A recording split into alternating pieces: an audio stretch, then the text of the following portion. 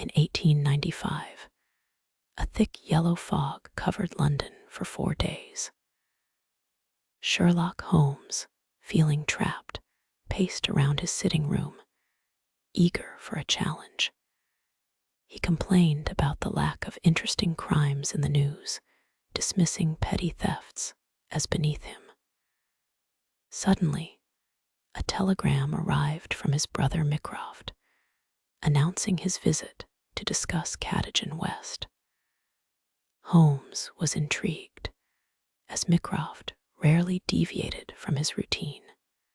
Mycroft, a high-ranking government official, possessed an extraordinary ability to store and connect vast amounts of information. He was the central figure in the British government, providing crucial advice to ministers. Holmes wondered why Mycroft was involved in the case of Cadogan West, a 27-year-old clerk at Woolwich Arsenal who was found dead on the underground tracks. According to the inquest, West had left his fiancée, Violet Westbury, abruptly on Monday night and was later found dead, his head crushed near Aldgate Station.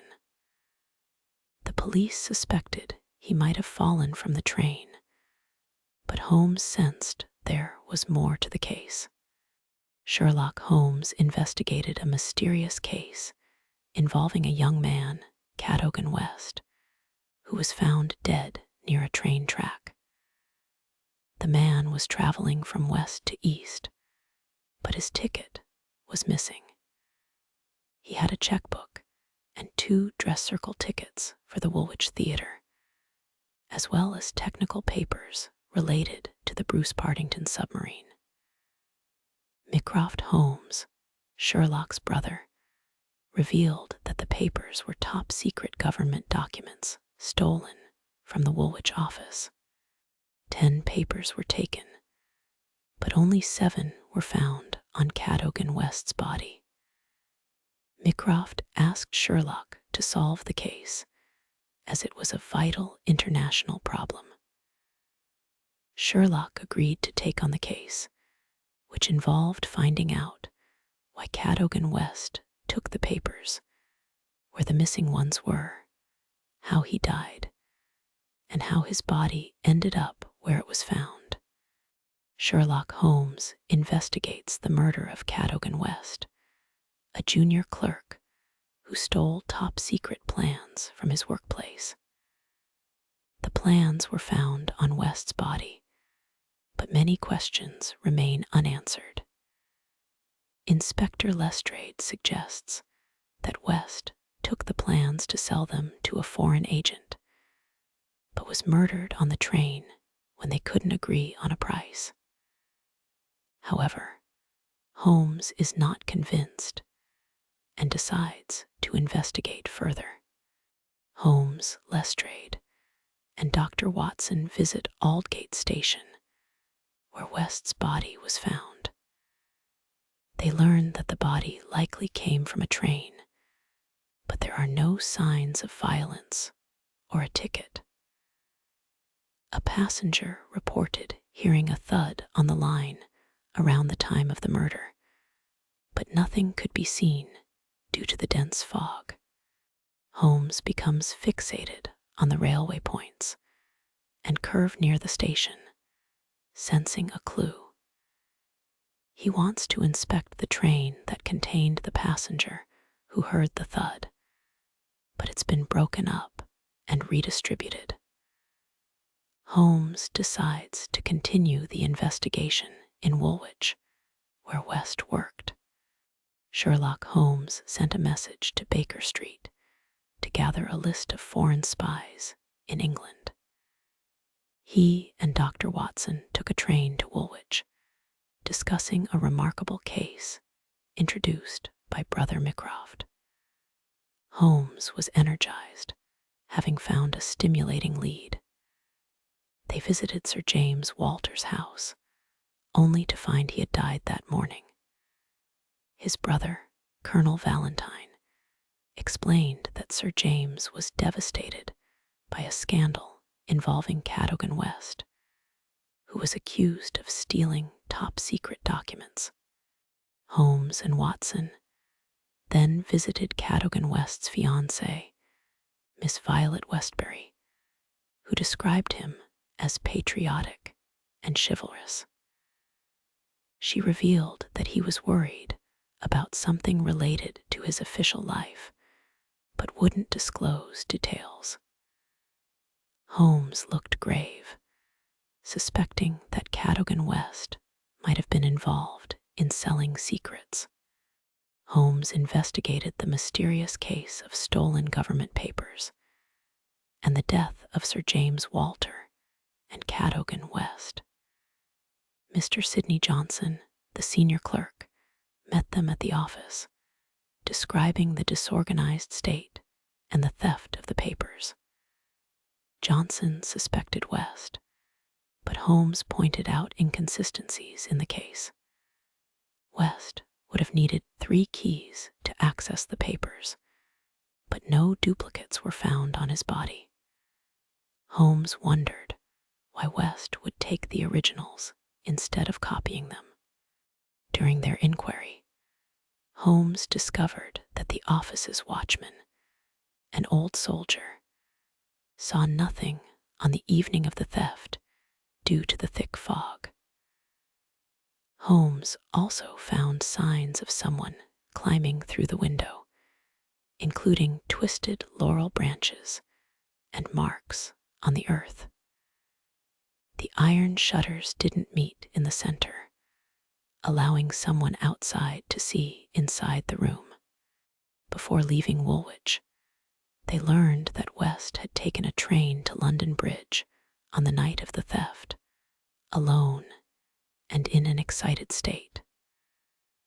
Holmes reconstructed the events, suggesting that West might have been approached by a foreign agent, followed him to the office, and witnessed the theft. However, it was unclear why West didn't raise the alarm. Holmes and I were investigating the mysterious death of Cadogan West, whose body was found on a metropolitan train with 7 papers in his pocket. We received a list of addresses from Mycroft, including Adolphe Mayer, Louis La Rothière, and Hugo Oberstein, who was reported to have left town. Holmes believed Oberstein was our man and went to investigate, leaving me at Baker Street. Later, he sent a note asking me to meet him at Goldini's restaurant, bringing a jimmy, dark lantern, chisel, and revolver. At the restaurant, Holmes explained that West's body was placed on the train roof and that Oberstein lived in a house near the underground where trains often halted. We planned to break into Oberstein's house to search for evidence. In a thrilling adventure, Sherlock Holmes and Dr. Watson solve a mysterious case involving a hidden body on a train. They use an archway to evade a policeman and investigate a dark passage where they find signs of a bloody struggle. Holmes examines the area, finding soot-covered surfaces and blood marks.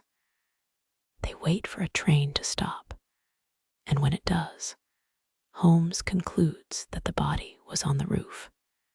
Next, they search a study, where Holmes methodically examines drawers and cupboards, but finds nothing incriminating. However, he discovers a tin cash box containing cryptic messages related to a submarine.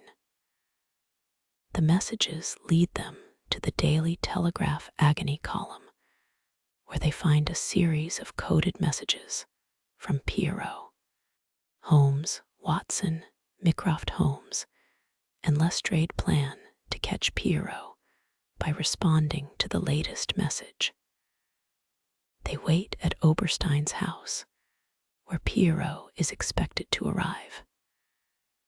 After a tense wait, Pierrot finally arrives, and Holmes is ready to pounce. Holmes and Watson were sitting in a dimly lit room when a dark figure slipped past Holmes. He caught the man by the collar, revealing Colonel Valentine Walter, the younger brother of the late Sir James Walter. Holmes was surprised, as this was not the person he was looking for.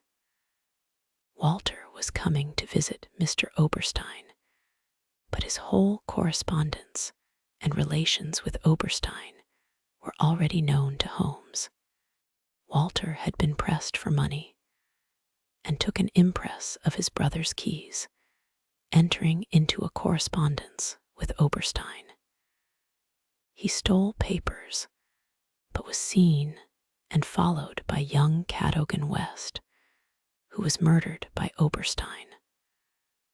Walter confessed to the theft, but denied the murder. Oberstein had struck West on the head with a life preserver, killing him. They placed West's body on a train to avoid suspicion. Walter's brother suspected him, but never held up his head again. Holmes dictated a letter to Walter, asking Oberstein to meet him at the Charing Cross Hotel, where he would be caught. Oberstein was arrested and imprisoned for 15 years, and Colonel Walter died in prison 2 years into his sentence. After some time, I found out that my friend visited Windsor and returned with a beautiful emerald tie-pin. When I asked if he bought it, he said it was a gift from a kind lady he helped with a task. He didn't say more, but I think I know who the lady is. The pin will remind my friend of the exciting story of the Bruce Partington plans.